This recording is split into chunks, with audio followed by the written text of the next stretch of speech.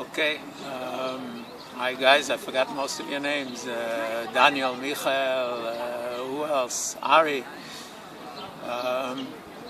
Regards to everybody. I'm talking to you right after the Tekes of Yom HaZikaron in Kibbutz Kfar Etzion. And I thought on a day like this, right before Yom HaAtzmaut, it also pays to talk about a few words that we use less in the United States than we use over here. One is adama, one is eretz. Adama can mean either earth, soil, ground.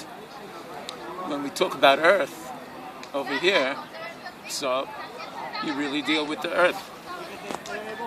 What's in the earth? What grows in the earth? Is blood soaked into the earth. Who walks on the earth? Who walks on the ground? When we walk on the ground, we step on the ground, we feel the ground. We walk in paths that people walked before. Who's buried in the ground? These are all things that we deal with over here, especially school that you were here. A school that's situated in Kfar Etzion, a place where people today, we mourn the dead. Tonight we'll celebrate what they lived for. Another word that they don't use so much in Tanakh is the word karka, as the ground. We use more adama. Adama is something that's both an inanimate thing and it's also something that gives life. It's something very close to life. Another word that's related is eretz. Eretz, land. The land denotes, delineates territory, where there can be kedusha or there won't be kedusha, where there will be tumah, where there won't be tumah. Eretz ha'amim, according to the chachamim, has tumah, maybe tumah d'Rabbanan. Eretz Yisrael has kedusha. The kedusha that we walk upon over here and that we feel even requires us to do mitzvot. Give trumot u'masrot. Next year will be Shnat HaShmita. Even if we're not people who deal with agriculture as a profession, even if we're not people who have a garden, but it's something that we know about, it's something that even consumers know about, it's something that we live with.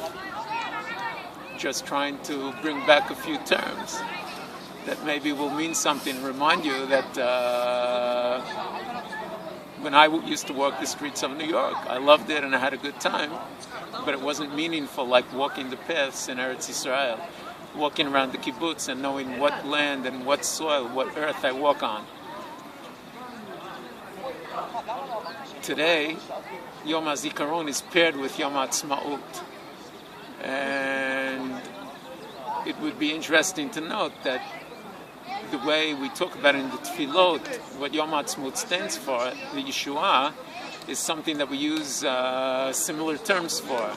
In the davening we say that Hashem is matzmiach Yeshua, makes the Yeshua grow. Because as it says in Sefer Tehillim, emet me'eretz titzmach.